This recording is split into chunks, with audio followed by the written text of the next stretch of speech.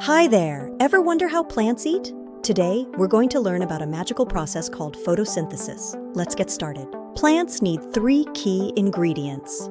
They drink water through their roots and breathe in carbon dioxide from the air through tiny pores in their leaves called stomata. The real magic happens inside special parts of the plant's cells called chloroplasts. These contain chlorophyll, the pigment that captures sunlight. Using the sun's energy, the chloroplasts trigger a chemical reaction, converting the carbon dioxide and water into two new amazing things. The first product is glucose, a sugar that provides energy for the plant to grow. Extra sugar is stored as starch, like in a potato. The second product is oxygen.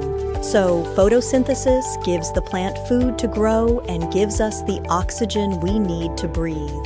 It truly is a plant's superpower. Thanks for learning with me.